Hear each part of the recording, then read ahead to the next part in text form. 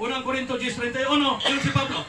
Sa magkaon o mag-inom kamo, buhatan niyo ang tanan alang sa paghimaya sa Ginoo. Nga naman, kay himaya nato nahukas na tuwa na sa Ginoo. Ang atong paglaom tuwa sa Ginoo. Wala sa kwarta, wala sa mga bahandi. Nga naman, kay bisag unsa ka kadato ni kinabuhi, mahanaw ka. Yan kinabuhi. So ang ato, andamo nato makaigsunan ang atong kinabuhi. Kay karon, nagmensahe ta Siagaw Kording. Manay mo na ko ganiya maigsoon. Muadto ta karong gabi kay mutambong ta sa graduation ni Agaw Kording. Naugma ang final. Ni graduate na. Gusto rin ako maigsoon, emphasize karong gabi mupatong ko gamay din sa lamisa, ha?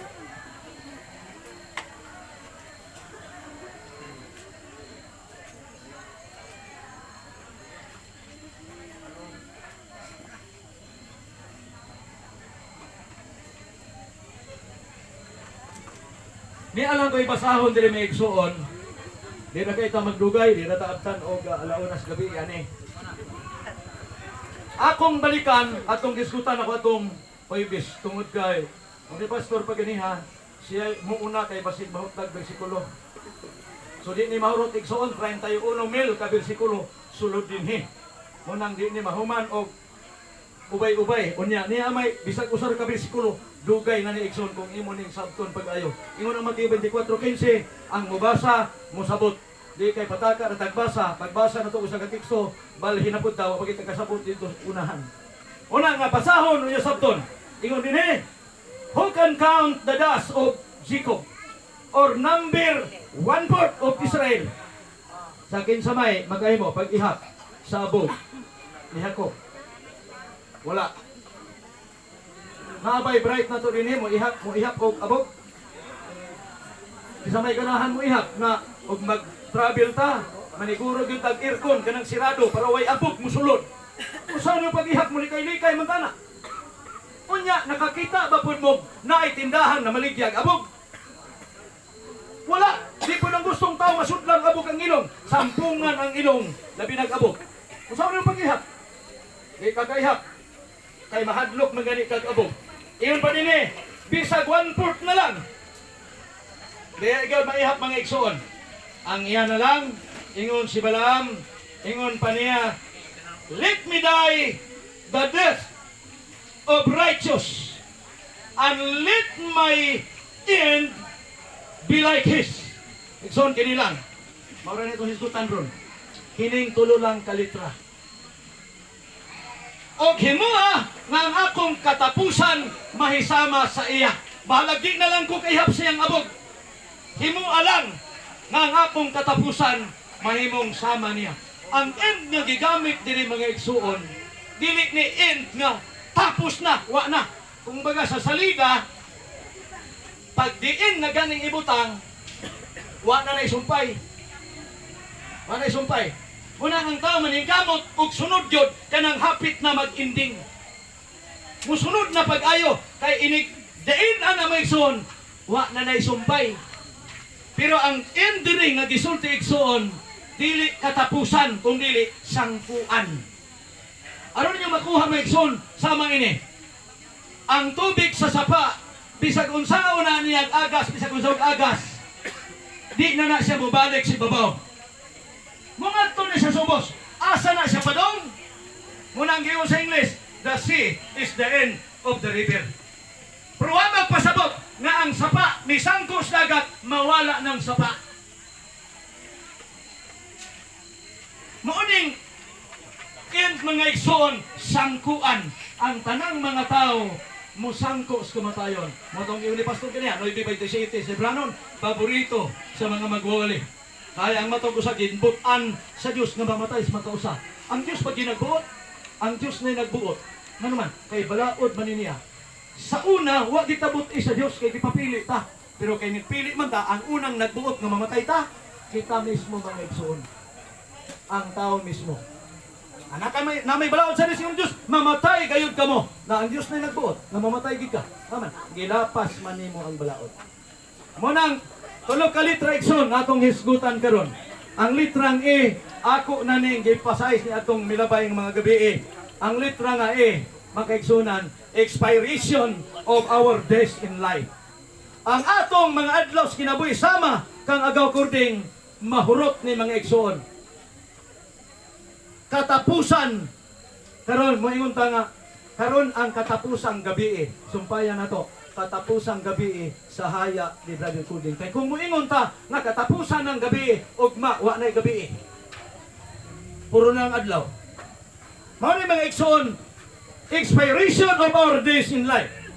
Si Job miingon 17:1 sa Job miingon siya, nahurot na ang akong mga adlaw ug luya na ang akong espiritu, naghulat na kanako ang lubnganan. Ug mga adlaw sa kurding gihulat na sa lubnganan. Pero maayo gaw kay ni ara sa duol dili kayo layo, no? Dili kayo layo. Kanya ang panahon po nato miduyo kay wala kayo magsige og ulan. Mao ni mga igsoon nga mangandam ta kay samat ang agaw ang ato pong mga adlaw sa kinabuhi mahurot pud ni. Iyon ni pastor ganiya na kay schedule. Yes, natay schedule pero di ta magkumpiyansa kay dunay namatay nga dili pa schedule. Biblically speaking, ang schedule natong tao igsoon 90 bersikulo sa Salmo kay ang atong kinabuhi babos kalibutan 70 ra ka tuig. Kung dunay mulapaw, bonus na siya mga igsoon. Unang schedule, unya kay wa pa man kaabot og 70, unsay tawag ini, mura man terminal, labirdi ni sa mga igsoon. Kung schedule turno, di na mo larga, di puno. Pero kay dunay ni larga, nagilaayan sa terminal ni labirdi mga igsoon. Mao ning dunay mo una. Biblically, yes, biblically speaking, 22:16 sa Job, kay adunay gisakmitan sa kinabuhi sa dili pa panahon, dili pa schedule. Kung ang kinabuhi, ang pinganan igsoon kay doon na tayo schedule nga dapat abton. Kung atong abusahan atong kinabuhi, kita ragid pud mo'y nagpatay na to. Ngunang sa mga karsada, kay driver man kus motor, bisag asa may maabot si Mrs., abot ni Glanaw, abot ni Cagayan, magmotor-motor man may daghang mga pasidaan diya sa karsada. Life is short. Don't make it shorter. Ang kinabuhi, mubo. Ayaw himuang mas mumubo pa. Ngunang ampingan makaigsunan karon, daghanak kayong mga batanon na akong gilantaw ug imong i-evaluate mga igsoon, maglisod nag-abot bisag 50. Nga naman, tungod ining cellphone makaigsunan. Sugoon sa mama, sugoon sa papa, pastang dugaya maukang kay di ay nagatubang pa cellphone, giplaster sa bangko nagsingon-ingon. Pagkuha sa tubig, ay pagkuha sa niya, kay humanon Nag-tiktok, nagkuha katok. Tiktok, dakop o katok. Dili na kayo may tumong, naman. Kay tuan na ang ilahang panahon sa cellphone. Hangtod di na mga tulog sayo pa, mga bata pa. Wa na, nag-disable na. Nga naman, kay grabe yun ang yawa may iso nag-invento. Kung ang tao napatay man dito sa kaon, karon gidugangan niya mga bisyo, bisag unsa na lang, mas madali na ang kinabuhi sa tao ron. Kay daghanak ayaw mapagsintal. Og mag-ampo, alas 8 pa, kaparok-parok na. Pero sa cellphone, di kabantay, alauna na. Mabuntagan pa. Igsoon ang kinabuhi, bililhon. Manang atong ampingan, 13, 12 sa Isayas. Buhaton ko ang tao nga labing mahal kay sa opir sa lunsay bulawan sa opir. Kung naman kay nang bulawan, pakapin na ikaw mo'y bulawan, ikaw mo'y bandi, ikaw mo'y gipagamatyan dito sa Calvary sa Cruz. Kay way baligya nga ikaw. Amen? Kung makakita mo baligya ninyo, apoy di rin mong mag-abuso. Ang problema ko tay kwarta kay pwede man kong mahala. Muna igsoon ang litrang expiration of our days in life. Mo expire ni siya. Diritas litrang in para mahuman na tataod-taod. Igsoon litrang in. Morning gitawag og necrological service. Wala na gihimo igsoon og mga birthday. Pag-evaluate mo nang dunay gitawag obituary, dunay gitawag og eulogy. A list of recently dead. Ang listahan sa kinabuhi sa tao na namatay. kinsane siyagaw kurding unsa ni siya. Dunay mga tao nga musulti niya di maayo si kurding. Dunay musulti nga si kurding maayo. Mo nang ibalwito na sa Dios. Mo nang yung sa 9:27 Sibrihanon ang tao gibutan sa mamatay o tapos niya hukman sa Dios. Kanus ang hukom?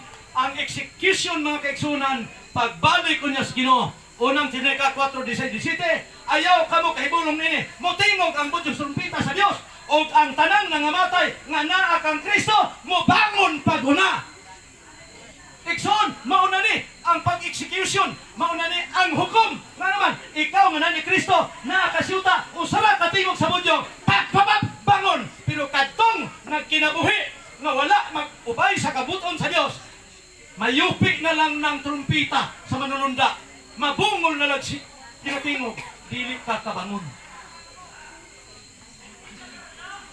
Nga naman, mauna ni hukom. Ang gisultin pastor ganiha, si Lazaro dito na sa baka ni Abraham, ang dato dito lubong pero napil na niya ang kainit. And that is not final. Pagbalik si Ginoo, iyan ang napil daan ang iyang padulungan. Ang iyang sangkuan. Uning in mga igsoon, sangkuan. Dili pa ni katapusan. Ano naman, si Kristo miadto sa panimalay ni Jairus mga kaigsunan. Ang dalagita nga 12 anyos namatay.